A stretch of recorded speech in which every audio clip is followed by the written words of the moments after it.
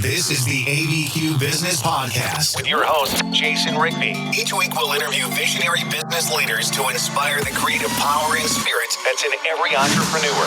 Discussing strengths, weaknesses, strategies, systems, and the problems we can all solve together for a new future for local small business. Guys, I got a great show today. I've got Adam Campbell. Adam, I want you to go right into, usually I introduce someone, but you have such an amazing story. I want my listeners to hear it. You did something that I think a lot of people right now are wanting to pivot, and you did this. And so if you don't mind, Adam, if you can introduce yourself and then kind of go into your story. Fully, I'd be happy to. Thank you, Jason. It's a privilege to be on your show. I enjoy listening to it, and I'm glad to be here. You're exactly right. I spent the first 20 years of my career with a Fortune 500 company and did a lot of things throughout that career, including taking a job in Albuquerque in 2012 as a general manager in a manufacturing concern, and came out here for that, fell in love with New Mexico, enjoyed being here. And then 2 years into that manager role, we went through a merger. 2 years after that, when the merger was successfully completed, I decided that maybe life was a little too short to do things you weren't all that excited about. My story really is that I'd sort of come up in a company that valued culture and valued the frontline employee and focused on who was right and not what was right and those kinds of things. And it turns out that I had lived somewhat of a sheltered corporate existence, because when I got to the end of that 2 years, I said, you know what, I think we're going to step back. And which is exactly what we did. So left on good terms, left voluntarily, and decided to basically take a step. You know, they say step boldly in the direction of your dreams. We basically were trying to do a few things, trying to travel quite a bit. My wife is from Slovakia. We were trying, there was a lot of America that we hadn't seen, and we're really avid travelers. We traveled a lot, even while we were working. But also to reconnect with our extended family, who it seemed like over the years, as getting more and more responsibility in corporate America, you wind up spending less and less time, not only with the ones closest to you, but also the ones that are far away. And so it had been some years since I'd been to Slovakia. She was starting to decrease my wife, her frequency there. And so we just thought, man, now would be a good time to basically, we'd always had this dream, Jason, to spend a couple of years in Slovakia, because my wife is from there.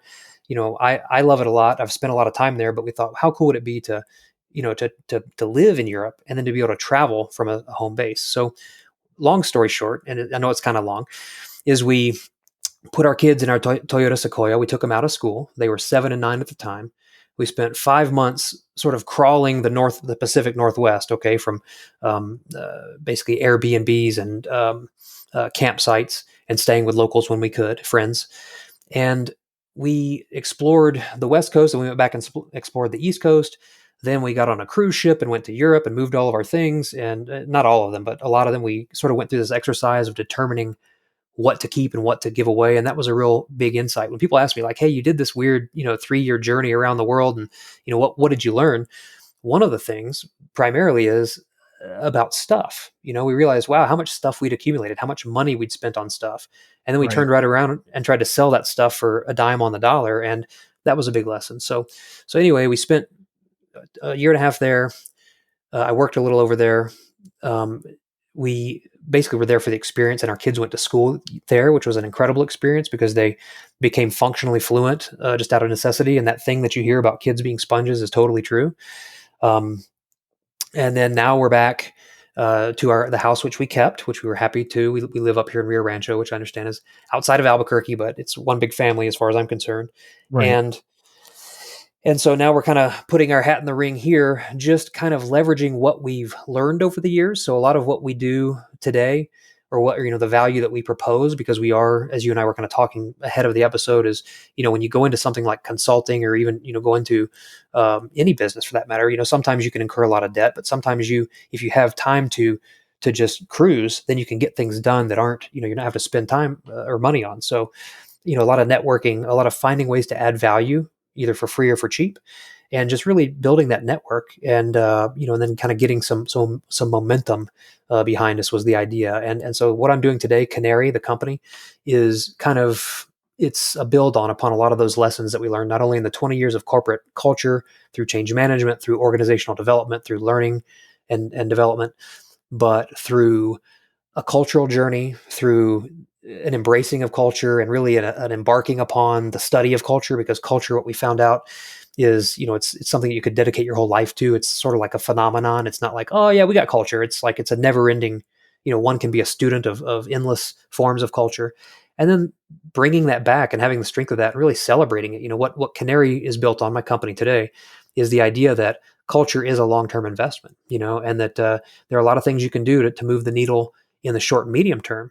But the only thing you can really do to move the needle in the long term, and by move the needle, particularly in these days and times of pivot, that could even mean survival, is to embrace a culture where, or to create a culture where, like you and your recent guest were talking about, it's that pull culture where people show up on your door, not because you're paying particularly the most amount of money, but because it's the most engaging mission, the most engaging purpose, the most helpful company, the most service oriented culture, et cetera, et cetera.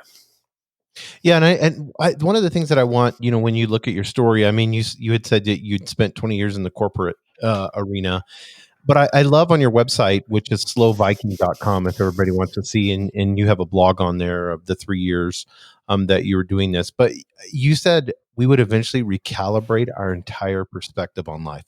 What is the word recalibrate? What does that look like for you? Were you going down like a path that you felt like in the corporate world, even though you're successful, were you going down a path you didn't feel like, what is recalibrate our entire perspective on life? That's a great question.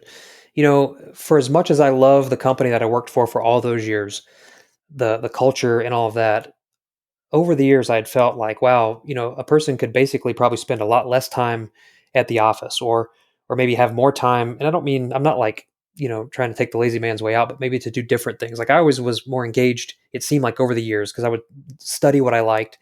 When I would go for that company, when I would travel in, you'd be sort of like the corporate consultant, and you'd bring solutions and you'd help people, and people always love to see you.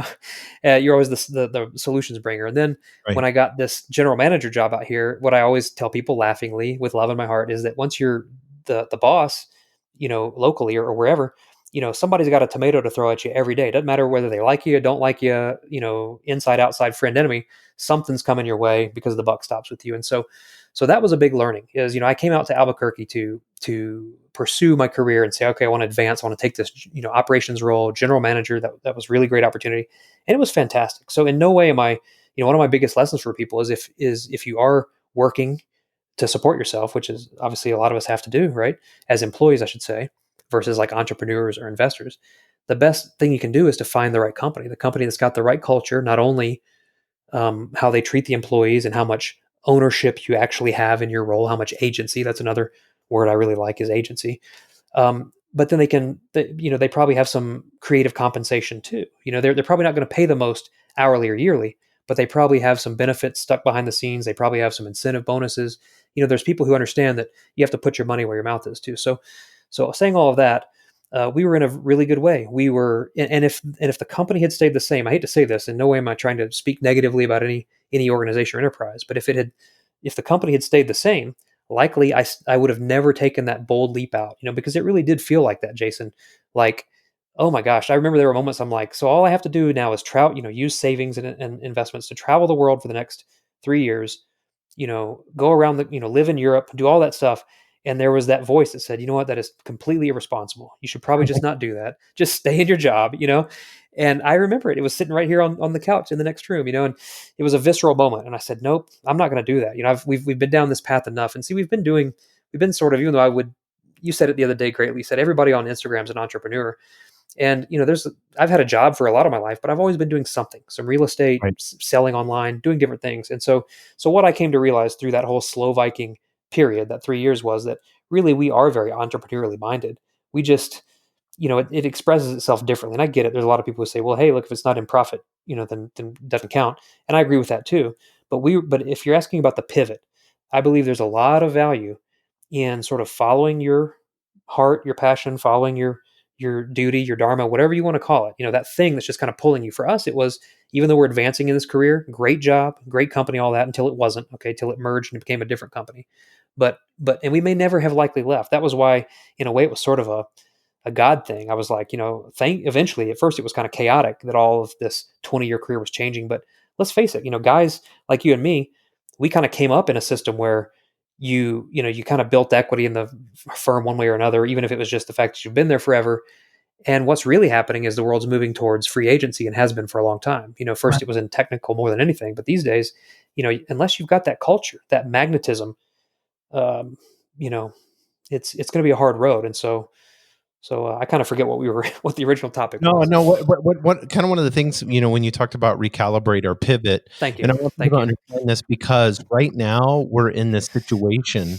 I mean, because the situation you had was the culture, the company that I was at before seemed like with this new merger, seemed like this wasn't exactly what I signed for. I don't feel comfortable here, but I want people to realize with COVID-19 and everything that's going on right now, there's an opportunity to pivot or recalibrate. And I've been talking to a lot of entrepreneurs about this. They're saying, me being stuck at home, I'm fine. And then having my employees at home and doing more work at home. And then I talk to them and they're saying, well, we would like to go in the office, but we'd only like to go in the office 2 or 3 times a week instead of having to work 9 to 5 Mhm. and fight traffic and all that.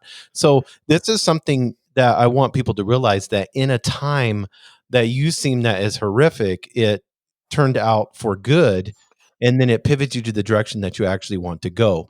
Where at that time you were thinking, oh, I can't believe this is happening, and then you're like, oh, well, I can do this, but then you're like questioning it. Is it crazy?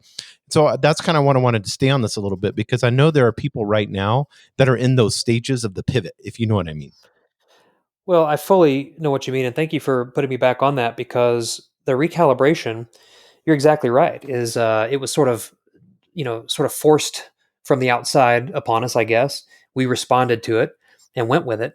And it was, it was a great decision. We'll just say that for a lot of reasons. And, you know, so kind of some of the dynamics of it in terms of recalibrating, what it meant for me at the time. And it may, kind of resonate differently in light of COVID. But what it meant for me at the time was, and I don't mean to be crass about this, and I felt like maybe in the beginning I was burning bridges by talking like this, but I thought no, because the economy really is, and the world is going to this direct to consumer, personal brand type thing. So I'm like, I'm cool with it. I'm not trying to be, anti anything really. We did it for a long time, then it wasn't good and we quit. But here's a sort of a rudimentary way of looking at it. Is I said, you know what? We take these trips, we go on long trips, and I used to work from the road too. We would take vacation. Sometimes we would, when we went to Slovakia for a year in my career when I was still at corporate headquarters, I got married in Slovakia.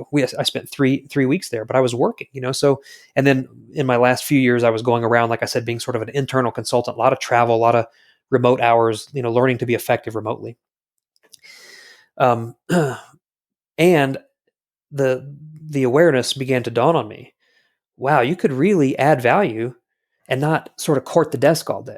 Again, Right. I'm not trying to disparage anybody's employship, but that's just how I felt. That's because I'm a little bit entrepreneurial minded, right? I'm a little bit of a free spirit or a journeyer. So I said, how can, we could do this. And in the beginning it was, you could have a travel blog and, we've read the 1,000 True Fans and all these things. And so that's sort of what we were trying on just to see how that felt with the blog. And again, the blog, no one's going to get rich on a blog really, at least not doing what we were doing. But it really just turned out more about doing the things that we wanted to do, focusing on the relationships, focusing on the travel, focusing on the broadening of our kids' experience and education. And then the benefit, the result, the recalibration that I'm speaking of came in looking at my life now functionally. Okay, before it was like theoretical. Boy, I could do this. This thing I do on the weekends, or this remote, work that I do when I'm working remotely, this could be your life. You could literally like travel and see things and maybe have just a little bit more richer existence. And, sort of like a either digital nomad or a consultant or whatever.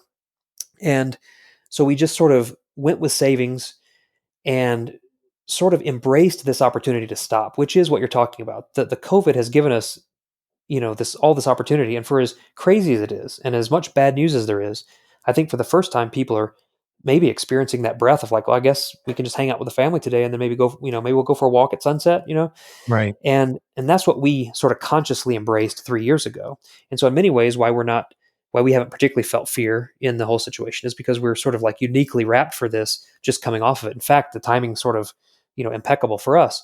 It's like, thank goodness we got back, home effectively, 11 months before this whole thing, or 8 months before this whole craziness happened. So, but the recalibration for us was And it was like an experiment. Could I have enough, things carrying us along, savings and investments, to sort of buy a little time outside the rat race? The issue was never time. I would have taken a year off in my old job, except that you can't really get your position back. That's like the hierarchical nature of corporate America. So that was the big thing is, man, am I going to walk away from 5 weeks vacation? Am I going to walk away from a big salary? Am I going to walk away from all this gravitas that you get just for being the guy who showed up for 20 years and learned and sort of progressed? You know what I mean? And we were finally like, yeah, we're going to do it. And I tell you what, I mean, a lot of it's about positioning. We've continued to learn. I was talking to you before the thing about learning what it means to be a consultant, learning how to position as a consultant. It's different. You have every industry, everything you're out there trying to sort of pitch and space you're trying to create value in requires a different approach. And so our thing was, after all that, is we have a lot of fruit on the tree, and let's just find ways to add value. And so it was sort of a thing of like trying to codify things. And like that page you're talking about that says, here's kind of what we learned. That sort of then leads us into the canary idea, which is more geared towards like a market proposition, or as you were even saying, just finding ways to joint venture to create valuable things in the world and really create community and equity. I'm a big lover of the idea of equity because, people who just need a paycheck, if the paycheck's not there, there's a good chance they're going to stop working. People who believe in the purpose, that's the top P in my 3P model, is of people, purpose, purpose, people, and process, is they're engaged by that. And even when they're having a bad day, they're going to basically get up and keep moving the ball forward because it's their vision. Right. And you had said something when you came to that realization where you were like, and you had said this could be your life. What was when did that like hit you? Was it like were you 60% of the process in doing this and wanting to work abroad and be independent, an entrepreneur, and do consulting? When did it hit you like this could be my life? Well, it is just an awareness that grew over the years more and more. It's not so much a thing of this could be, but like, wow, to a certain degree, this is my life. That's more an appropriate capturing of that thought. And I still have it today. And even today, a lot of it, because of the time we were able to buy. See, that's the biggest thing is we did our adventure with our children who were 7 and 9, they're 11 and 13. And, we obviously have our stresses and strains just like every family, but there's a bond there that was deepened by that. And we were their primary teachers and their primary shepherds and the whole thing through all that experience. So it was like something they can't even comprehend as children. And everybody told them, oh, wow, you're going to look back on this and that. And all that's true. And so I forget why I was bringing that in, but the key about is like it's a progressive realization, like, oh, even today I say, wow, this is my life. I'm like, wow, I can't believe it, that I'm spending so much time with my kids, and we have a little time to play with, and what my days look like now. So I was building networking with Canary, and then ultimately, and this was even pre-COVID, we just kind of ran up against expenses. That's the whole thing is like, we're not, I'm the first to admit that, to be a consultant and especially to be a cultural consultant, again, you have to add value first, and so it's not like we've got this massive clientele list here. We've got people that we help. And, but yeah, it's like having that little time and space. See, because we've made certain investments or because we worked when the sun was shining, and I did a little freelancing this year. That's the thing, to me, even that's a massive progress because consulting was never something I even thought was realistic, at least as a younger man. And then now we let go of the fixed income. We moved through a whole journey, which was like just embracing our passion. We literally traveled for 3 years, and we didn't particularly sacrifice our quality of life. It sounds sort of like, nomad or gypsy or whatever with our 2 kids in tow, but it was like controlled chaos. We had family abroad, we had family all over the country. So we would kind of embrace the, learnings in the national parks and the long hiking with our children and things. So it was a great mixture. And so these days, it's like I freelanced hard for the last 6 months, and now we're sort of in a lull, and which is exactly why I thought it would be a great opportunity to just reach out to you and introduce myself. And you were even mentioning some ideas that you had, and I don't know, it's just an incredible time, and it's neat to have connections in New Mexico and in Albuquerque, but then also to have those experiences abroad that you can maybe potentially leverage, or maybe there's people here that are looking to either do something similar or, there's a big thing too about just cultural awarenesses, like if you've done business in Europe, it goes a little bit different than in America. That's a big one too. Yeah. And I like what you said is, you said this could be your life. And then now you're looking at 3-4 years later after this, and it's like, I did it. You know Yep. what I mean? So, I mean, you actually did, and now you're looking and you have opportunities, with consulting and stuff like that. And you're looking, I may go back there for 6 months, So where before it would have been just a dream that you had while you went to that desk every day. Well, it really did work out, and as I say, meaning that today it's still a work in progress. We're not like independently financially wealthy or financially free, but I'm not sure that all that exists. I kind of grew up on that, like why everybody's an entrepreneur on Instagram is Mm-hmm. because you kind of get sold that flame. You're like, dude, I'm into it. Let's do it. Let's make it happen.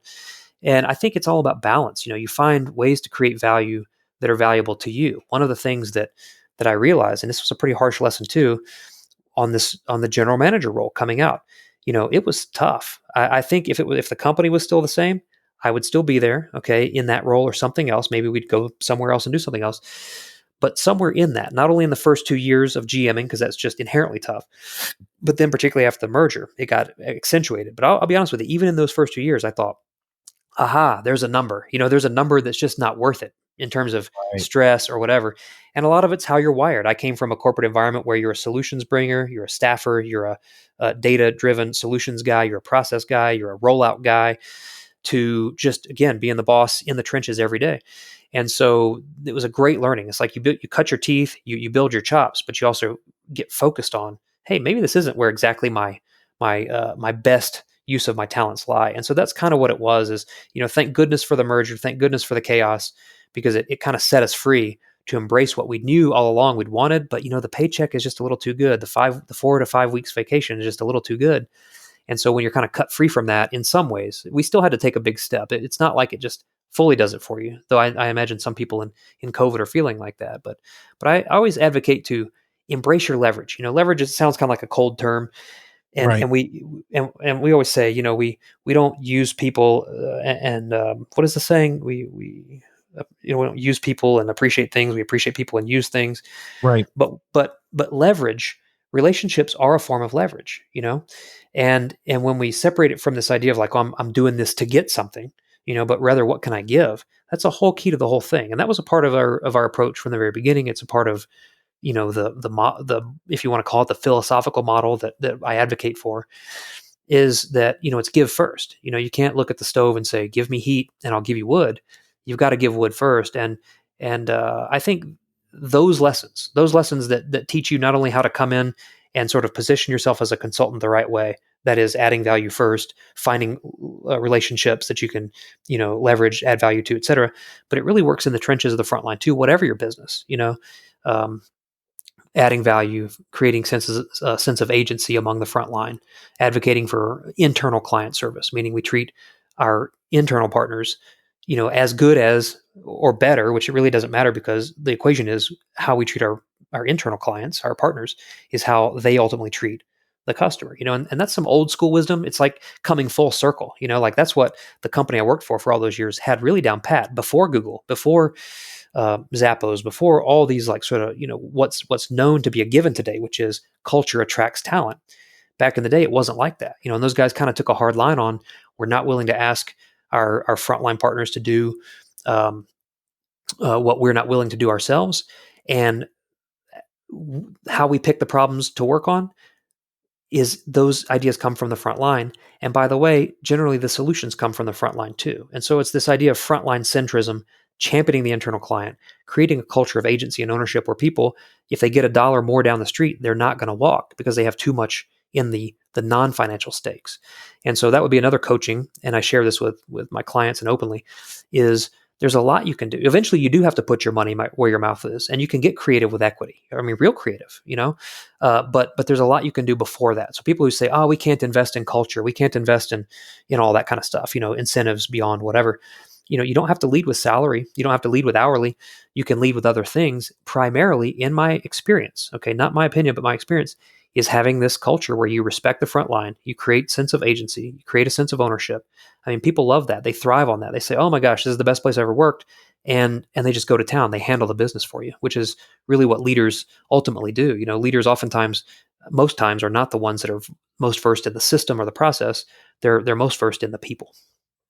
Yeah, and I love that because one of the things that you talked about is in this journey that you were on, and then as you're touring the world and going through this, you talked about this pattern begin to emerge of integrated principles. And so, and I know you talked about your family being a team, and so then you kind of started putting this into Canary. Can you talk about these patterns that you began to see and these principles that begin to come out? I would be happy to. And what it really boils down to, it's nothing that's like, dogmatic or anything. I mean, I'm a big fan of saying, don't let a dogma sort of stand in your way of being useful. So nothing about patterns or frameworks is really the ticket. I think, I spent a lot of money over the years, as do a lot of people, looking for the 3-step way, the 5-step plan, the 7 habits and all these things. And so really what this deal is that we're doing, it sort of turns all that on its ear and says every organization can do that. You can reduce the purpose of, Albuquerque Business Podcast down to 3 to 5 principles max. Really, it could be 3 if you want to talk function, And so it was like that. We were actually in Croatia talking with some people, and we were kind of joking about that, how everybody's got their 3 steps, And we said that's kind of cool. We should probably democratize that. Build a platform where everybody can come and plug in their ideas, and like reduce yourselves for all of our benefit. Reduce your whole thing for our benefit, but really it's for your benefit, because once we can get clear on what's driving us, right, a lot of things take care of themselves. And when we realize that a lot of these, discrete, individualized areas actually, integrate maybe better and more deeply than we think naturally, then we can do things like lean on our strengths, right? We can go to one principle, which is our strength, and start there because we have traction. And then guess what? When we have this sense of that it's going to interact with the other principles, then we can gain traction in those areas where we're maybe not as strong. And let me give an example, because I know it sounds all theoretical, but where we would start would depend, at least for me, would depend on whether we're wanting to develop personally, or whether we're wanting to develop our team, which we're in charge of, or whether we're looking to develop our enterprise, which is simply a team of teams. So I'm going to give you the 3 principles as I sort of behold them, and we can start there. Or the great part about it is I tell everybody, don't get hung up on the words. Like here's a list of synonyms. And that's the other part of the platform that I've got in mind, and I'm sort of building, or at least conceptualizing. Is it sort of like a thesaurus on visualized steroids? It's kind of like a mind map and a thesaurus laid together. But like, find your words, and I think one of the most awesome exercises an enterprise can do, or a person can do, is go out and tell me what you believe in. Well, go type that word into the thesaurus and see what other words are highly related, which ones are laterally related, and see if one of those doesn't better encapsulate the idea that you're trying to, the value that you're proposing, or the principle that you're wanting us to contemplate. Because it's like we were talking earlier about niching down. Finding your niche is the most powerful thing, because once you do that, that in and of itself becomes a driver. So let me walk through what I'm talking about. I'm going to start with the teams, because I feel like this is sort of like the bread and butter. It's right in the middle. Is if I have a team, I would argue, sort of my hypothesis is that what largely teams suffer from, and an enterprise is simply a team of teams, is they suffer from a lack of ownership, a sense of ownership. They suffer from a lack of agency. There's Right. too much bureaucracy. There's too much who's right versus not what's right. There's not enough of a voice for, the underrepresented, in terms of just like, it kind of all, we're either hiring in an echo chamber, or it just all goes the way of the boss, even though, he's a knucklehead or she's a knucklehead, stuff like that. And so, there's this lack of ownership. People will come in and quit for $1 more. They'll come in and quit just because they don't like the boss. They've just been waiting. They knew they were going to quit for 6 months, and they've just had enough today, or they're just ready. And so a lot of issues come from this lack of ownership. If you would give people more responsibility, I mean, that's obvious, right? It's like, it's not even rocket science. If you give people more responsibility, they're going to feel more responsible. Right. So if we can agree that that's true, that ownership, okay, is what we want, a sense of ownership, then there's 2 more principles that are highly related to that.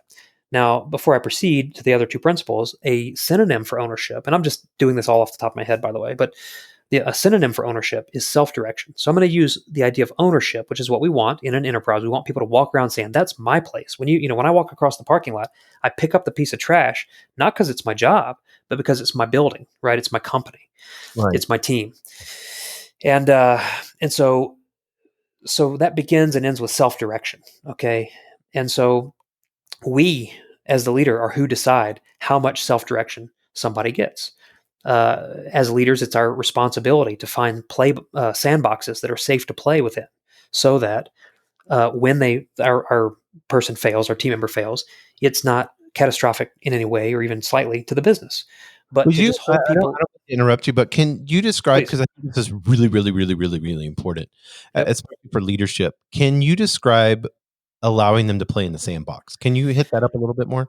Well, it's simply broadening your team members' purview. Okay, so if you had a sales rep who sold only to a certain type of client, you would say, "Hey, have you ever considered cross training over here?" And you can come up with this extra opportunity. Now, here's the key part about that is people tend to need to want that extra opportunity. If there's people there who, there's what I was naive about in the beginning is I thought, boy, if when I come out and we just create a sense of leadership and a sense of stability and sort of things are just going to kind of be one way and we're going to focus on what's right and not who's right. Everybody's got a voice. Then everybody's going to fall in line and it's going to really work for people. And I was surprised. I was shocked to find out that wasn't true. And that, no matter how good it is in your culture, for some people it won't resonate because maybe they are entrained that there has to be conflict, that I hate the boss hates me, or whatever the stories are.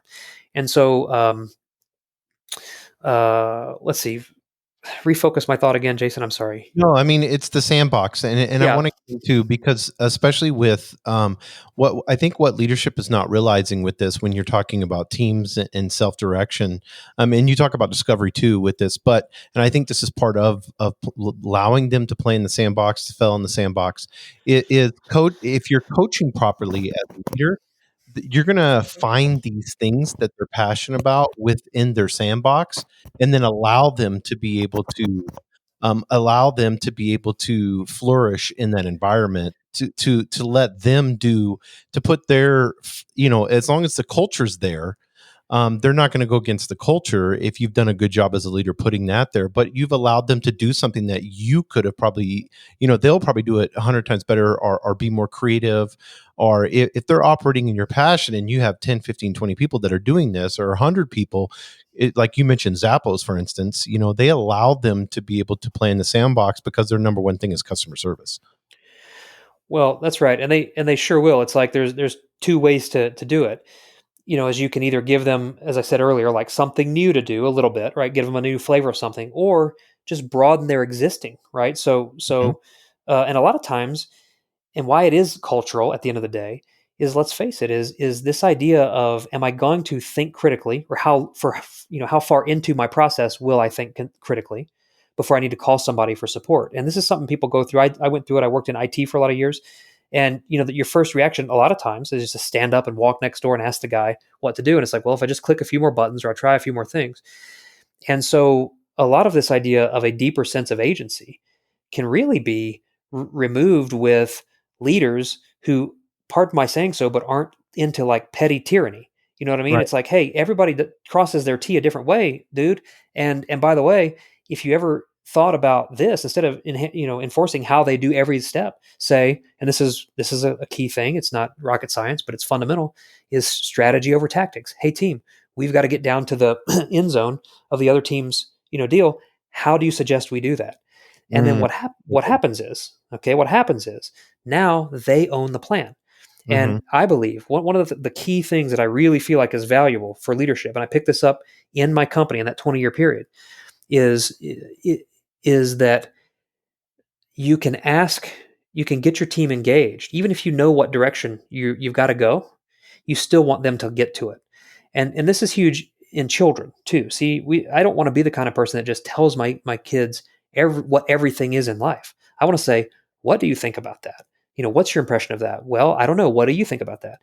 And so the second principle in that model, and we're doing a good job here.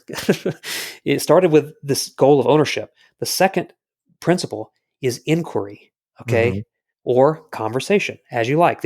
I use inquiry in this model. I'll tell you about conversation. In the other model about personal development, it's conversation. But that second one, they are highly related too, because isn't a conversation simply a form of inquiry. I ask you a question, you answer. You ask me a question, I answer. And so that right there as an exercise, so fundamental. So many parents get it wrong. So many bosses get it wrong. They come in, they tell you what's what, and they just continue to tell you what's what, ad nauseum, ad infinitum. And that is so dysfunctional over the long term in terms of building resilience, character, culture, ownership, sustainability, succession.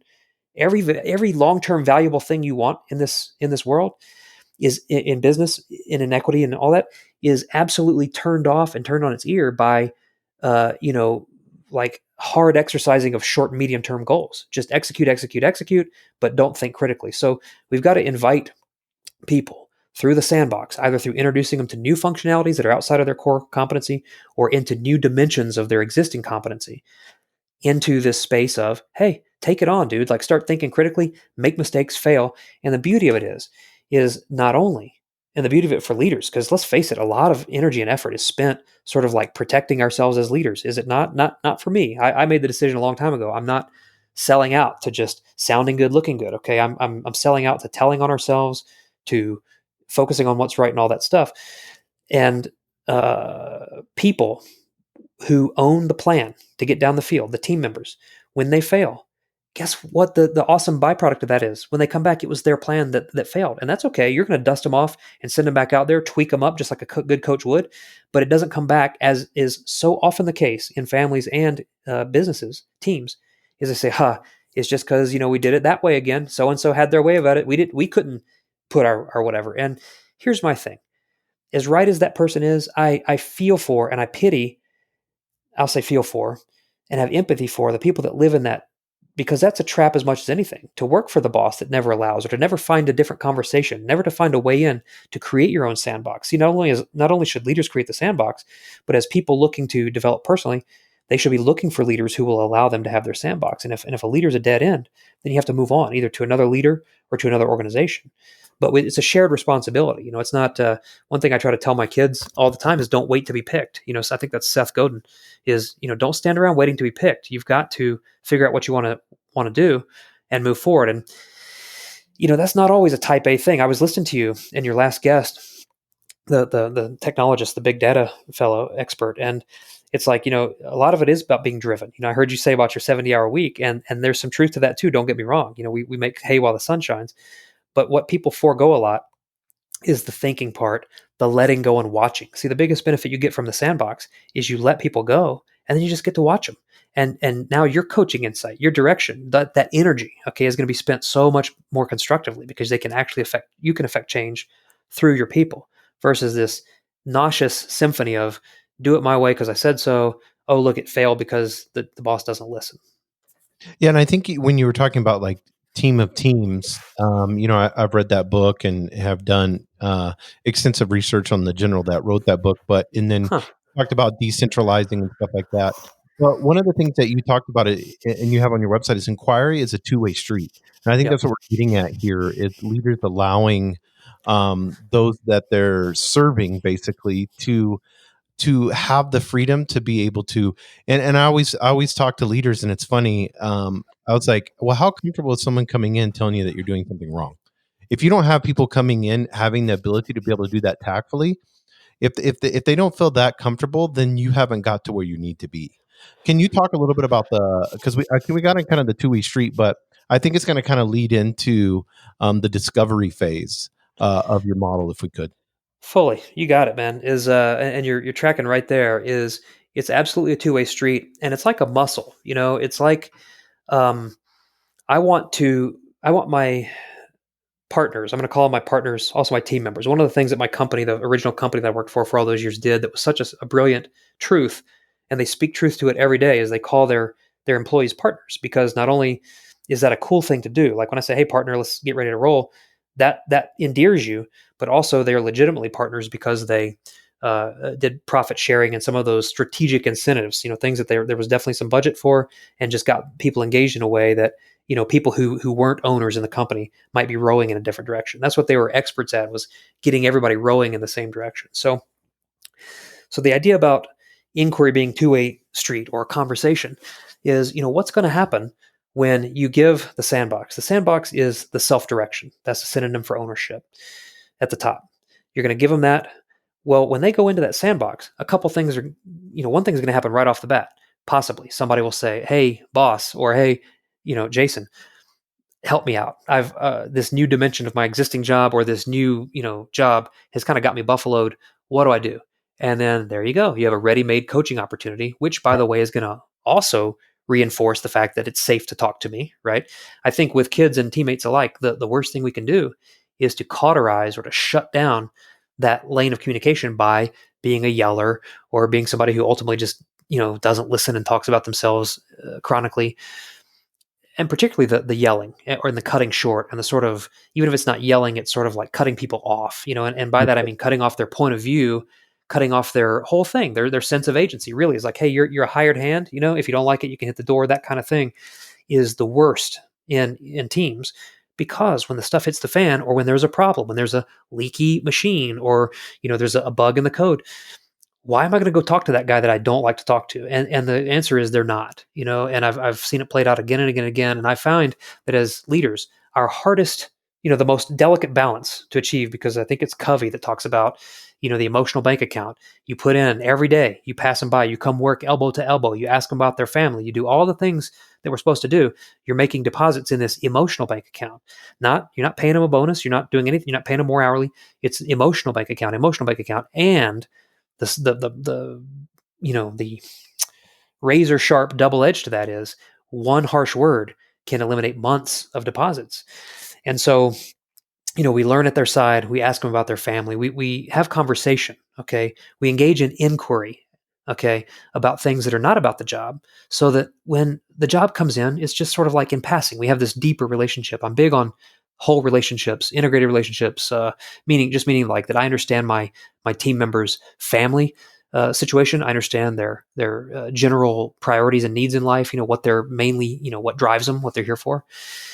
And so you're right. Out of inquiry, out of conversation, eventually comes learning or discovery. Okay, so again, I don't be confused by the words. Okay, but we'll go again. Self-direction, inquiry, now leading to discovery, aka learning, meaning. And there's two things that happen there.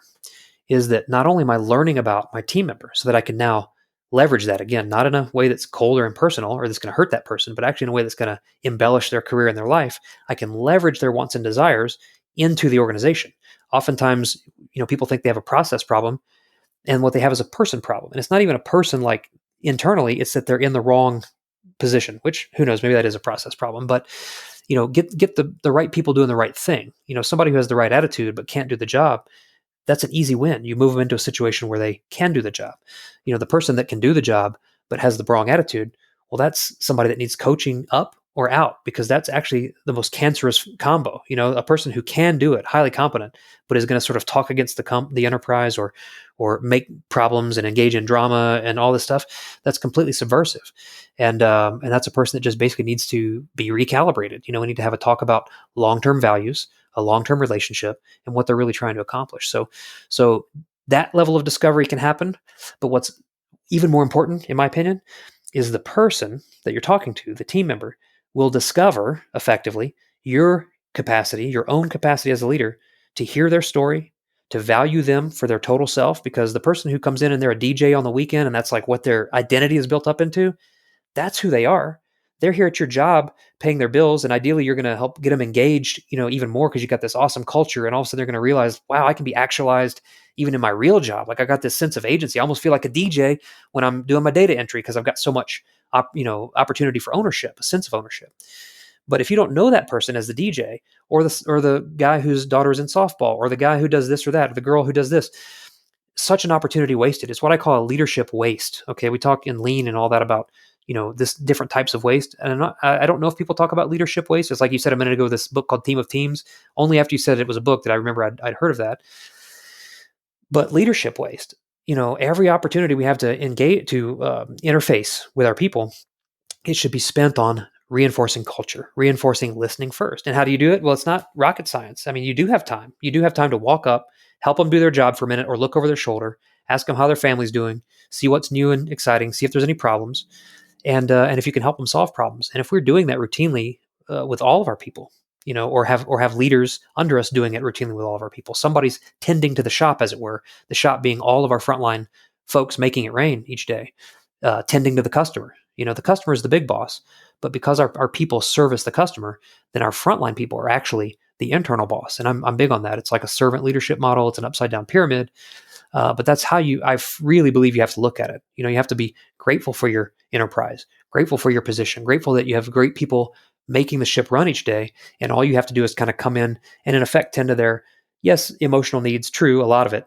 But also obviously their other needs too, making sure they've got the right tools and the training and just taking care of people like your employees or your guests in your home. I think if when leaders adopt that, a lot of good things happen. People take care of the business in ways that, as you said earlier, maybe the leader couldn't even have thought about.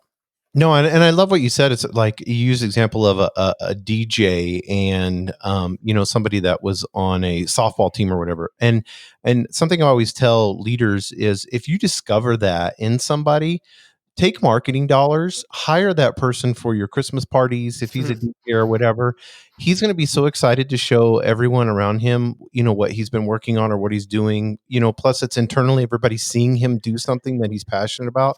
And number two, those marketing dollars, you could sponsor that team and you're going to get an ROI of hundreds of %.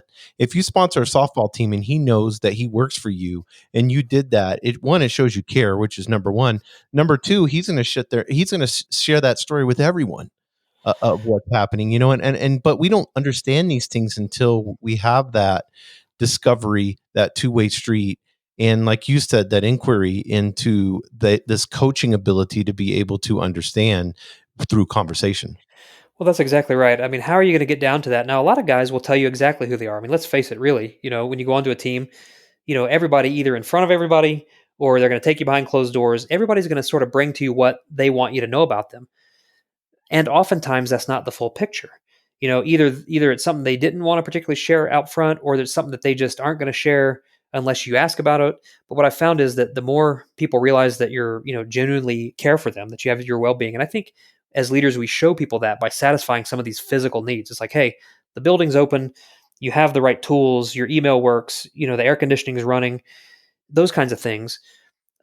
Just pave the way for that extra layer, which I think is, how you create that culture is you can't say we value you and we value a long-term relationship with you and we want you to value that long-term relationship with us, the company, by staying with us all these years so that we don't lose your training, we don't lose your commitment, we don't lose your know-how, but then I'm not going to give you what you need to succeed.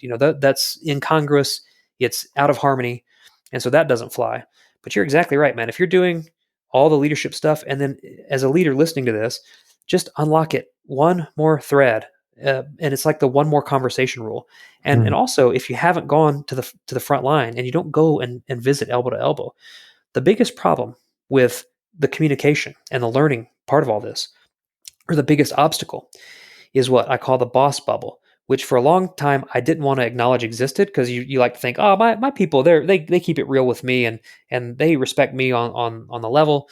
And nobody's just telling me what I want to hear. And that's not true. There will always be one person who's probably almost fully in the boss bubble. And at the same time, everybody is also at least a little bit in the boss bubble, right? Which is just good common sense. When the boss walks in, you want to sort of make sure you're not, making a fool of yourself or any of that stuff. But my point is that if the only time they see you as the leader is when they have to come in your office to say something, I mean, it's a completely defensive position, right? Which is good for negotiation and it's good for all that stuff. It's good for discipline, I guess. But the truth is not really. I'd love to go have a disciplined conversation out on the back stoop because that's where the guys hang out. It's like having real conversations, real inquiry, real learning, real avenues for self-direction. Because like even in that case, a discipline. Okay, let's go find out what's going on. I can't tell you how many times I've seen organizations just rush to discipline a certain way with certain language, with certain assumptions, and it totally skips over, for lack of a better term, not to be too woo-woo, but I really believe it's science, the emotional well-being, kind of the HR part of the employee, and it just goes off the rails. Whereas if they pulled somebody aside and said, what happened in there? Like, tell me what's going on. And if you're not doing that anyway, if you're not getting both sides of the story, a lot of times you see a form of leadership waste is, and I saw this just recently with a client of mine, is the people, if an organization disciplines on a third, like somebody tells you that person needs to be disciplined. Okay. And they just go disciplined. Like personality wise, that doesn't jive. So there's little things like this that you may not even realize you're doing. You witness something, you tell a manager to go discipline somebody, but the manager never literally says like, hey, what happened? How's it going and all this.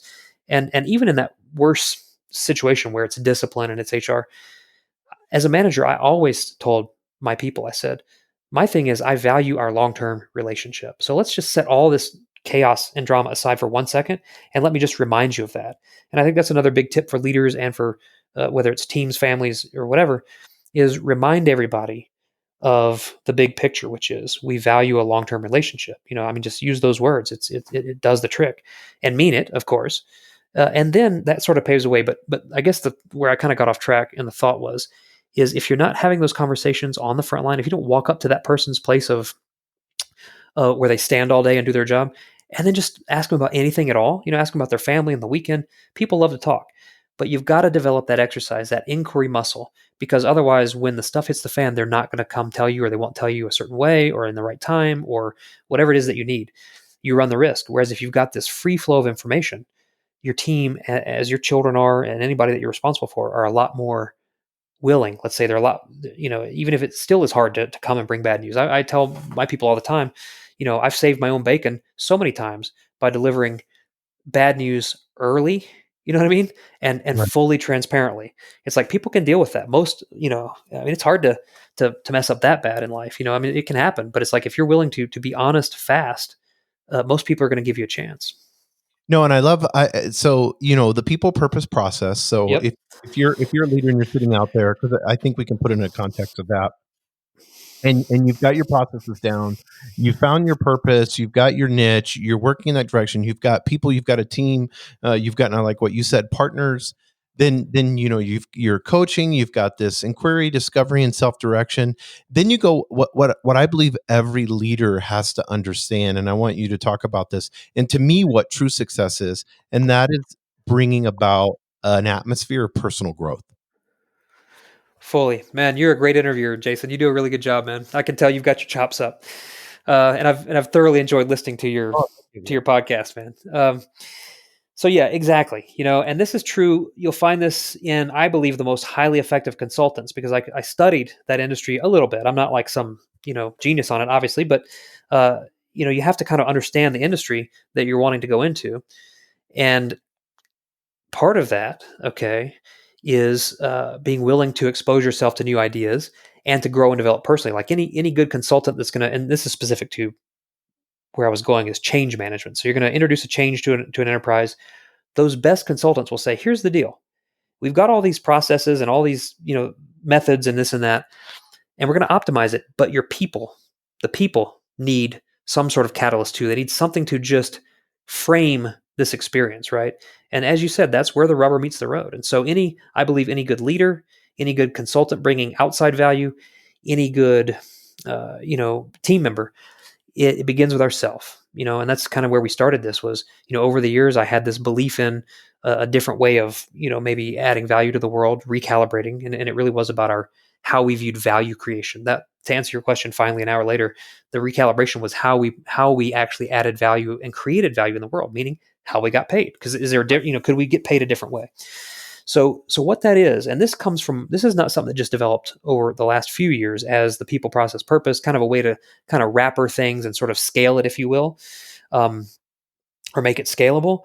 But this comes from a lifetime, really, at least 20 years of just many, many different studies and many different experiences and many different relationships and many different endeavors, okay, and journeys. Is that the three principles as they work in relation, symbiotically or sort of with momentum, one leading naturally into another, leading you back to where you started, but at a different level, okay, at a higher level. Because again, that's the idea is even today, going back, we have a degree of self-direction, but when we go through the process, we're going to end in a even deeper level of self-direction. So for personal development, that was at the team. For personal, it starts with, at the very top, either, and I'm going to let you choose what you like because the words don't matter all that much, either permission or access or allowance. Because let's face it, if you have a problem, okay, you don't have a job, you want a job. You have a job, you want a higher level job. You are in a job, but you want to be an entrepreneur. You're not in a relationship, but you need a relationship. Okay, or you want a relationship. All of these are a form of a lack of either permission or allowance, like a space, okay, or like a space to occur, or access of some sort, right? You can't access these new levels of income. You can't access these new levels of relationship. You're having problem getting permission. Okay, some people that I've spoke to said, "Oh, I don't like permission." That kind of, there's a chip on the shoulder almost, like no, not don't use permission. And I like that because I believe that self permission is a great place to start. I believe, as I said earlier, a lot of people are waiting around to be picked. If I just do this, and I learned about halfway through my 20-year career that if I would not keep my life goals a secret from my boss, like it was some conspiracy or something, that actually they could help me achieve them. You know what I mean? And so I was like, wow, what a novel concept, that you can actually say, this is what I'm looking to do. This is what I'm looking to accomplish either inside of work or out in life. And then you can kind of work a plan. So it begins with a form of self-permission, but let's say you give yourself that permission, okay? So say, okay, I'll give myself permission to grow and develop to become $1 million earner, say, or $1 million net worth. I fully have it. I've practiced mindset. I've gone out. I've read the books. I've imagined what it felt like to have that $1 million net worth in the bank, what it looks like, smells like, feels like. I've done all that kind of work, but I still don't have it, unfortunately. Well, the next practical step, in my opinion, and this is just kind of building on that, or it's the essence of that model earlier, is conversation. Right. It could be inquiry, but here's the deal: that could be a self conversation. That could be a conversation with a higher power, if you believe in one. That could be a conversation with your spouse to say, look, I've been doing the thing so securely. I've been the breadwinner for so long, but here's where my thoughts lie. A conversation with for lack of a better term, a business coach or guru, somebody that knows what you want to know. There's no lack of ways to spend $999 out there these days. So I caution people to pick wisely, because by the minute you drop your $1,000 or $3,000 on your course, the next guy's going to come up and they're going to seem even more like the right person. So what I've discovered is there's a lot of free information on the internet. And in fact, if you're willing to do a little research, like spend a little time, you can actually find most of what you're looking for that these people are claiming that they're going to give you for all that money. But the point is, you got to start somewhere. And oftentimes it is a conversation, Jason, that's a little more esoteric. Like it's that conversation with the wife or the spouse, or it's the conversation with a stranger, frankly, or a trusted confidant. That's the other one that's huge. Like some people go to therapy, some people go to 12-step programs, some people go to a trusted confidant. But to have that one outlet where you can be fully genuine in what it is that you want. And there's a lot of people that talk about that, like, hey, don't stick around people that are dream killers and this and that. Well, that's gospel. I mean, I don't even entertain the idea that I would stick around people that aren't, speaking my highest best. The idea is to really lean into it. Find, a way to leverage conversations like you and I are doing right now. This is a perfect example of, you want a broader impact. I want a broader impact. And those are just general terms. I'm sure there's a million ways to subdivide that and classify it and reduce it for our own little model. But at the end of the day, so what did we do? Well, we went and had a conversation, because that's exactly where it starts, whether it's any of those things. A conversation has to start. And so that's the beauty of this quote model, for lack of a better term. It's not a dogma. I don't claim a copyright. I'm very much an open source type person. Okay. But the idea is that you're the one doing the work. See, you have to tell me what it is you want to access or have permission to do.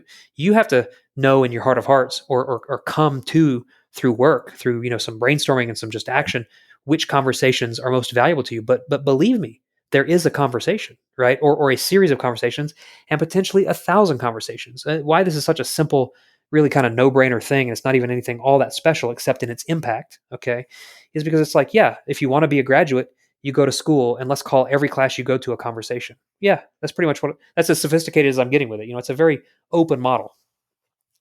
No, but I mean, what you talk about with permission and conversation, I kind of want to get into this a little bit, because I think this is something that they haven't given themselves permission to have the self conversation. And I think that's the first thing, that we're always looking for everything external to justify something that we already know that's inside of us, that we know is the right direction that we need to go. Where if they would take the time to sit there and take 100% responsibility for that, and give themselves permission to act on it, because you had said that in the beginning, it was like, this could be my life. And it wasn't until you had these conversations, I mean, you had to have them with you and your family, of course, because it involved your family, But you had to finally give yourself permission to act out on it. You're exactly right, man. I mean, it's dozens of conversations, hundreds of conversations, and it was all in that vein of looking for that new level of access. And it's interesting because in this little tiny model, and I believe in its power, but I also believe in its power for each enterprise and each individual. See, you don't have to say permission conversation service. That's just my thing, right? And if it works for you, please like embrace it and let it empower you. But it can be whatever. But it's true, man. Is one can lead into another very quickly, and one can take the form of that. So in essence, here's how fast it happens. I'm looking to broaden my impact. You're looking to broaden your impact. That's permission, not given it yet. It's not there. It's not at the level. We're looking for something new. So we have a conversation, and through the conversation, we serve.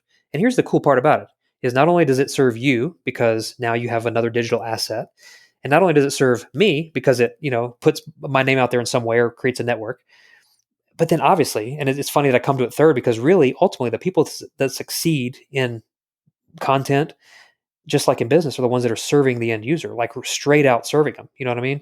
And so the final word, the final association in that pyramid of personal development starts with permission or allowance, whatever you like. Go on to conversation. You're going to probably have one or a million. There's either one big golden one that needs to happen. Maybe it's a letter to someone who's already passed by. That's a therapeutic thing. People write a letter, or someone that's still alive that you have resentment against, but you don't send it. There's a lot of power in that. And we don't want to overlook that. Like you said, a lot of this work, in my opinion, is an internal game. There's those books called like the internal game of tennis, the internal game of golf, of business, etc. And you better believe it's an internal game. I think it's all about visualizing and creating through your speech. And this is why, for me, conversation is so important. A lot of us stop at the visualizing. I visualized for years, visual, but eventually you begin to speak truth to it. Find those trusted confidants who, when you say, man, dude, I want to have a life, on 2 continents. That's it. I just want to pay my bills. I want to have investments. I want to not have to worry about retirement. I want my kids to not have to worry about whatever they have to worry about in life. And I want to live on 2 continents. And that's it. Well, that's a pretty worthy goal. That doesn't mean you have to, quote, be an entrepreneur per se, or make $1 million, but you just find your way to create your thing. And when you do it and somebody says, wow, that sounds like a great idea, you could totally do that. Oh, and it turns out you've even got, through that conversation, I'm also going to be served, through insights. So I'm kind of getting ahead of myself, but yeah, it's real holistic. You know what I mean? Like, just to look at it these ways and to really, again, focus on those couple things of, if you want something, who do you need to talk to? And how do you serve? How do you ultimately create value? Because I'm a big fan of, and why that's even there, and I've seen it happen again and again, is even if, it's not even a related thing. Okay, you're an entrepreneur, you're having conversations, you're in the marketplace, you've got your proposition out there, you're pitching, you're selling online, you're doing whatever, and people aren't responding the way they need to. Well, instead of thinking it like, okay, what charity can I go give to? As you said, you're talking about earlier about something about that, like sponsoring and this and that. Great idea. Fantastic. It's a totally holistic, integrated thing. But what if we let go of that for a minute? What if we dove in the chasm yet again? Because I'm a proponent of that. I think we dive into the chasm, relinquish what we know, and then be pleasantly surprised on the other side as to how we find ourselves. And so to go and serve selflessly outside of the equation of like, okay, I'm going to get to this person, be a part of their board, and then bada bing, bada boom, we've got a business connection.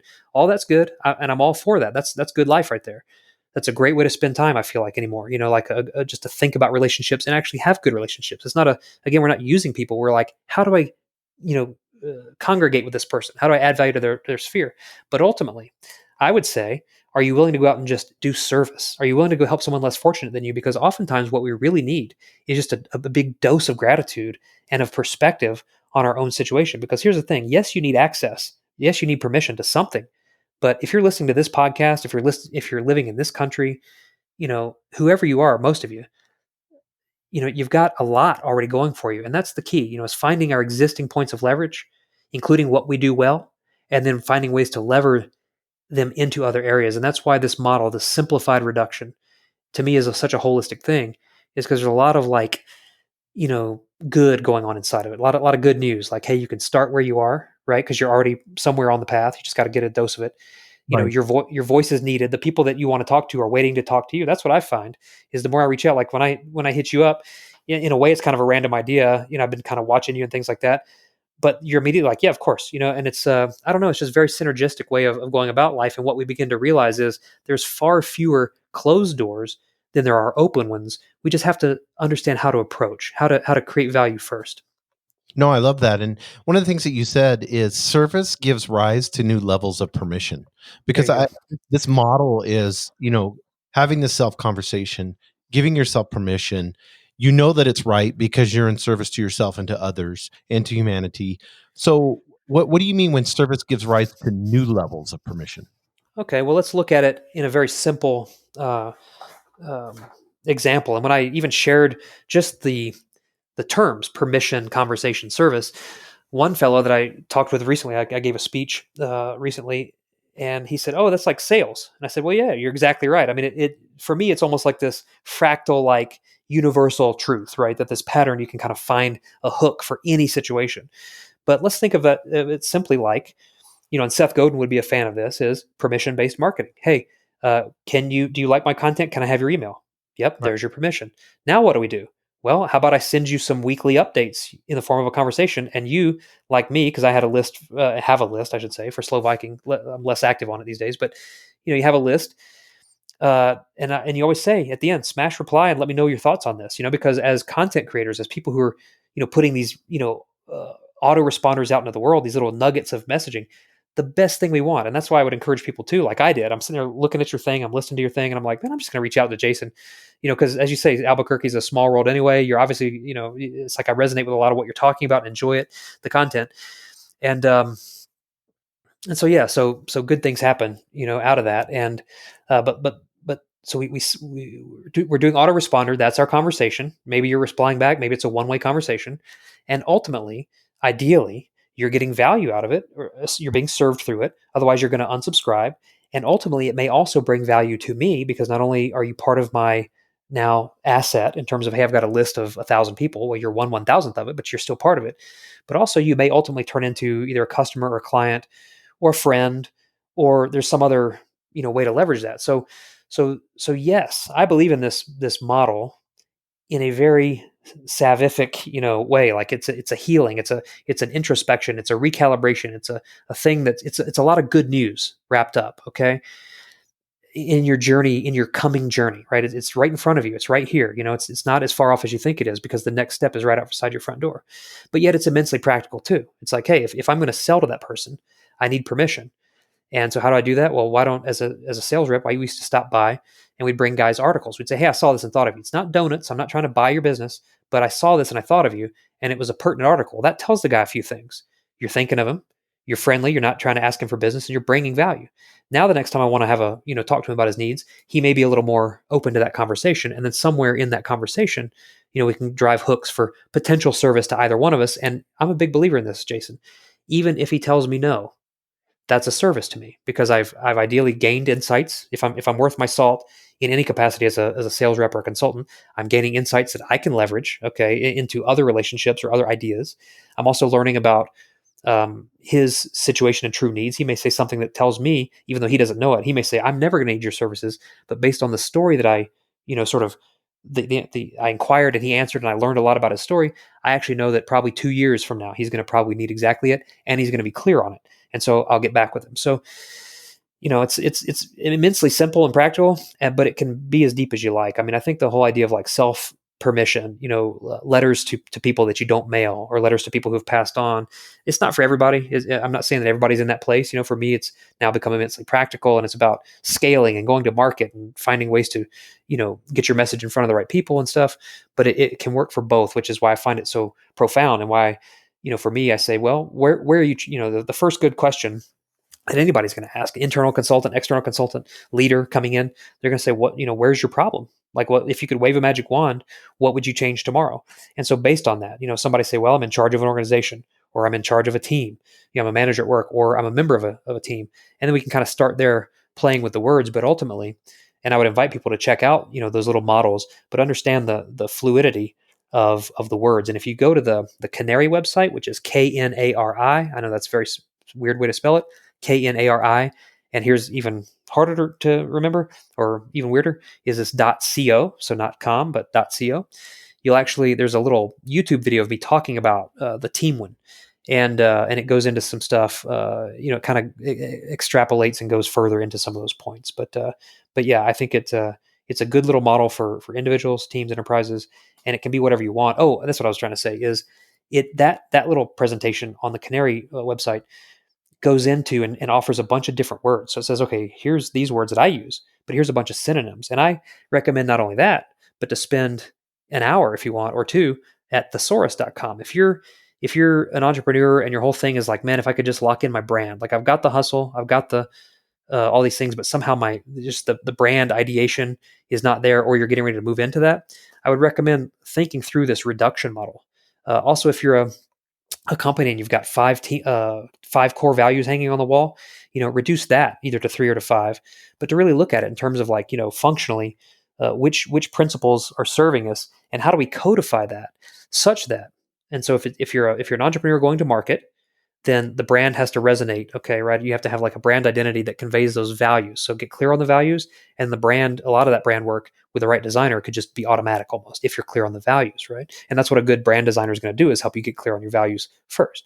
If you're a company and you're having problem with your culture, it's so imperative that, because here's the thing, is you're known for your culture, whether you know it or not. You may say we don't have a culture, but you do. And by the way, you're known for it. It's your reputation, And so if you've got a challenge and you've got these, 5 values on the wall, but we don't have the right sense of ownership in this, I challenge you also to kind of reduce and say, what do we really believe in? What's our people? Or I'm sorry, what's our purpose principle?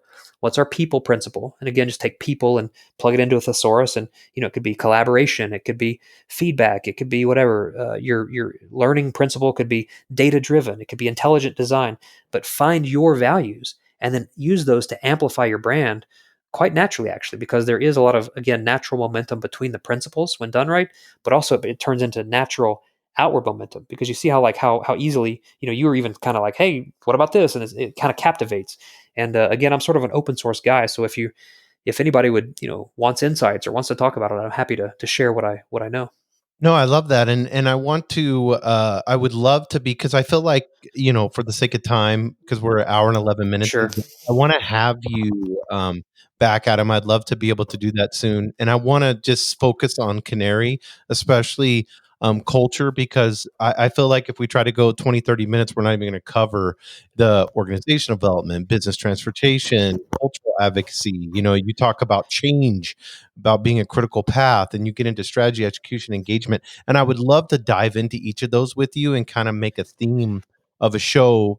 And we can schedule this out. But I want to make a theme of the show, just how we follow these steps, how we move through that direction. But one of the things that you say, and I love this, and I know you took it from a quote, is we will arrive where we started and know the place for the first time. Yeah, it's a great way to end, and I thank you for the invitation, and I'd love to come back. I really just think the world of what you're doing, and I think it's so smart. Just from a positioning standpoint. Not to, again, not everything in life is leverage. I mean, I'm moved by it, I should say, and not in a, oh, it's such a smart market play, but it's just like, this is leverage. well, it's exactly and it's exactly where we are. These are the times. I mean, people can watch what you're doing right now. And it's a little bit like a masterclass, really, in terms of like, you just it's conversations and service, right? And then new levels of permission outflow from that. So I would love to come back. Here's an idea for you too: is even if you wanted to either have a case study, or even somebody, we could even work through it a little bit, or we could just do it theoretically, as you say. We can get into what all those things mean. And the best part of it is, really, the guts of it is kind of what I shared today. Even if we're talking about succession planning and strategic change and all those things, it really does, a lot of it, come back to that good common sense that your grandma taught you about being with people and being a host and all that. But it's a good conversation, because you can really drive some depth into practical business applications. So I'd love to come back and talk about people. And I think culture is so esoteric, and people, like, and I don't want to get into this right now, but like, you have a default culture, if you're not paying any attention to this, all these things need to be taken the time to be explained, because we always talk about culture, but really we're not taking it as the catalyst to move us in the. We always think of it as like an HR thing, like like, I mean, pardon my French, but like a side piece. It's like that other thing, culture. Oh yeah, we have great culture. I buy snacks or I get lunch for the team every once in a while. We kind of look at it that instead of it being the DNA of everything that you do in your organization.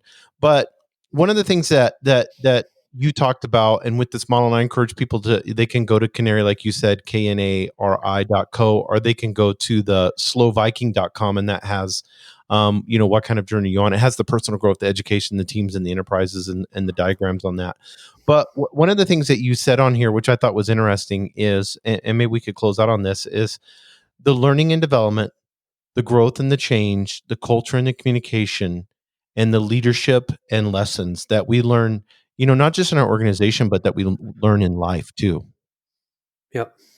Well, that's exactly right. I mean, it's like just kind of a synergizing of a lot of the things, for us. And you asked about arriving back where we began to know it for the first time. I think that's E. E. Cummings. I forget exactly. It's there on the page, but it's exactly that. Is like is through this process of being willing to take that step out. Okay, so creating a space to engage or to just do something, right? Put up a podcast, go talk to some, go do whatever, have a conversation with somebody for that purpose. Then we're going to learn. That's those life lessons you're talking about, and then ultimately what the output of it. Okay, the service, the outcome, the learning, all that leads back to arriving at this place. Mm-hmm. A new. It's like it's still the same story. Like if I told you the story of my wife and me, 15 years ago, it'd be like, well, she's from Slovakia. I'm here. I'm working in this company. We've got a little real estate on the side. We're trying to hustle, sell some things on the internet, trying to learn how to invest. And ideally one day we want to live, more freely between the two continents. Well, flash forward 15 years. And in fact, I did write a bunch of goals about that. So there's a case for visualization and goals. I was like, I wish I would have written more, but it's still kind of the same story, even though it's like really progressed. We're still effectively trying to live, more freely on continents, and so in each iteration, I'm big too when you talk in terms of process, like on agile, like fast iteration, fail forward fast, fail forward fast, fail forward fast, and learn. And if you learn it each time, then you can get something that's really highly functional in a short amount of time. So that's kind of what we mean from a business standpoint about arriving back where you were to know it for the first time. Is you grant the sandbox, they fail, they learn, they get better, and all of a sudden that thing you're the sandbox you're trying to open, this self-direction, is broader, and then you go through it again, give them a little more, they learn more, they come back. And so that's, again, we're just again and again arriving at the place we started, but with a new, when we say to know it to know it new, is like we know it at that new level. And that's sort of what it's all about. No, I appreciate that, Adam. I appreciate you being on the show, and like I said, I want to have you back, and I want to get into Canary. If somebody wants to get a hold of you for consulting, I know you live in Rio Rancho, so you're local. It's not some company that you're talking to in Silicon Valley or whatever, and they're you've lived here before, you understand the situation. Maybe it's somebody that's trying to pivot in their organization. Maybe Yep. they're dealing with culture, maybe it's leadership or whatever, and they need to be able to have somebody. What is the best way that they can get a hold of you? Yeah, I'm going to give you. So we already gave the Canary website, which is knari.co, so canary.co. And there is a form there, and you can fill out, some information about your project and these and that. I'll give you my personal email address too, or I'm sorry. Let's see. You know what? I think the form is just fine. I don't know if that's the right thing to put my personal email address out on a podcast that No, yeah, lives forever on the internet. yeah. We get all kinds of people listening to the podcast from all around the world. So, Let's do I've seen this. You, somebody, you know I what? had You that, go ahead. and they literally got spammed on their email. Yeah, so let's do that. So if you go to Canary, KNARI.co, there's a form right at the bottom of the page. It's a one-page website. You can let me know who you are, give me your email address, or however you'd like to be contacted. I'm so happy to engage in conversation, because you know what? Conversation is free. And even for me, it's like if you think that I might be able to add value to your situation, I'm happy to have that conversation by any means. We can do it asynchronously by email. If you want to get together for a quick chat, that's fine too. I'd love to hear what you're up to, what you're trying to accomplish, and if there's a way that we can add value. And I will say that goes because of our unique breadth of experience, that goes if it's somebody who's looking to pivot outside of their 9 to 5, try to just augment their side hustle or to get their next thing going. If it's somebody who's in charge of teams, so either a manager or teams in the community or a church or wherever. And then again, if you're a team leader of teams or an enterprise leader, I'd love to talk as well about that. And we can, I feel like that the message. So one of the things they say too is like, you don't want to be too broad. The biggest mistake that consultants make is they say, I can help everybody, and I don't really feel like that's what we're saying when I say, I can help you if you're an individual, a team leader, or an enterprise, because really the message is kind of the same. You know what I mean? That's what when you go to, and you'll actually find kind of the three various models at slowviking.com, and that's slowviking.com. But it's sort of like, that's the approach. That's sort of our core approach. And then we can adapt it as needed. And again, it's just because I've had the experience. I've been the person pivoting out. I've been the person leading teams. And then ultimately I've had some team enterprise leadership, various degrees of enterprise leadership. Yeah, and I love what you say about Canary. You say Canary exists to make your change manageable, and I think I think that's like sums it up in the format of what you're trying to do in serving and helping others. Well, absolutely, and I might even add to that because it's not, it's not as set in stone as much as you might think. But the word that pops up to me today, and I love the interplay and the evolution and all that of words, is it's also about making your change accountable. At the end of the day, Yes. one of the best things we can do at Canary, even in like an enterprise setting, is to come in and help you affect your change, but also keep you accountable to the culture, which is the key. See, I felt like when we went through that merger, I thought no one's really advocating for the people on the front line anymore. It used to be built into the management culture. And then when the management changed, away went that accountability. And that's the challenge, is if you're looking down the barrel of this big change event, to the tune of millions or tens of millions, like an ERP rollout or whatever, a lot has to go right. And one of the worst things that can happen is, particularly in mergers, okay, acquisitions are a little easier because you get to call the culture, right? They're coming to your culture. But the merger space and some other spaces, you've got this real risk of, again, the highly competent person or group of people who are basically, maybe not making decisions. We're not all rowing in the right direction. And it's critical. It's people who say, oh, we don't really invest in culture, or it's a hard sell.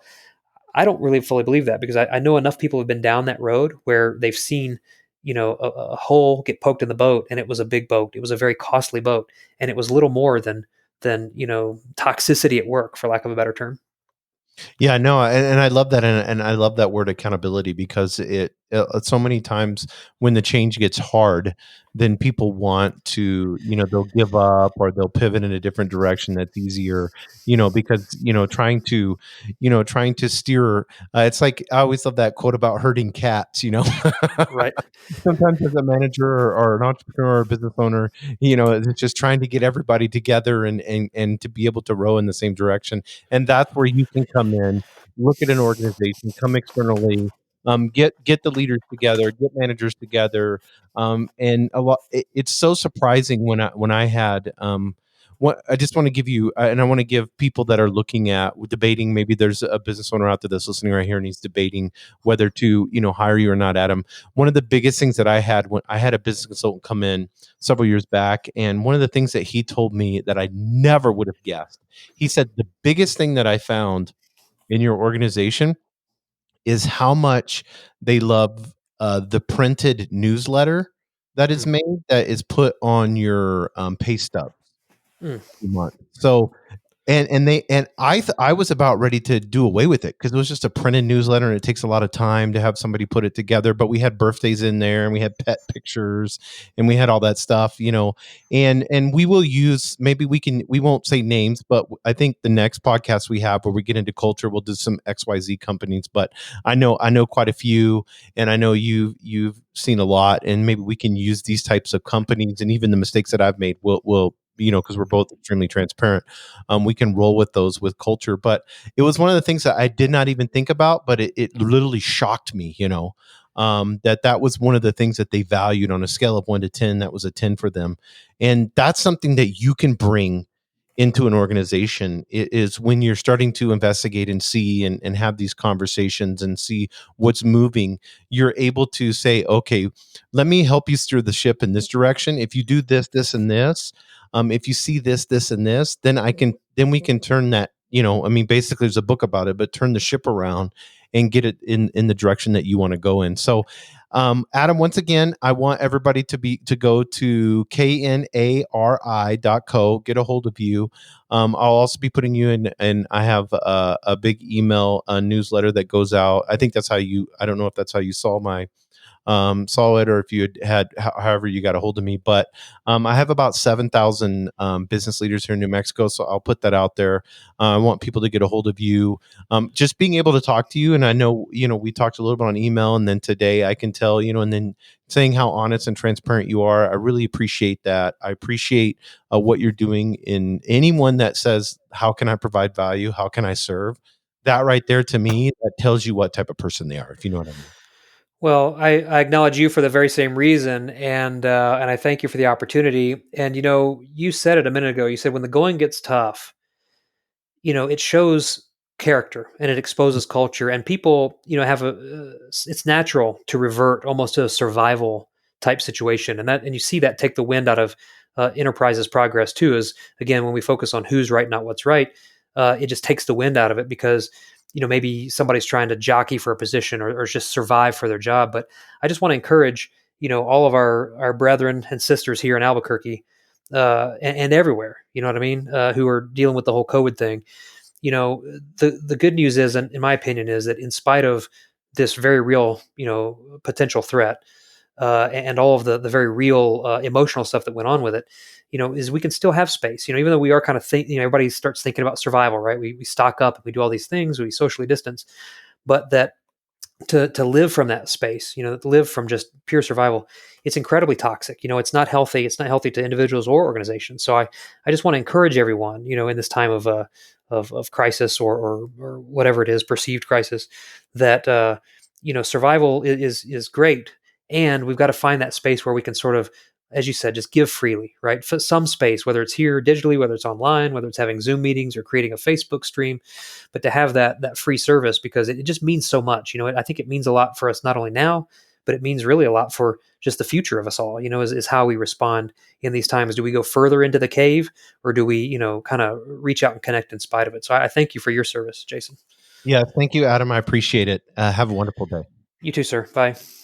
Thank you for joining us on the Albuquerque Business Podcast. And thanks to our sponsor, RigbyDigital.com. Make sure to subscribe and share. And go to abqpodcast.com. Get show notes, resources, and links to everything we talked about today to help you navigate your journey as an entrepreneur and business owner.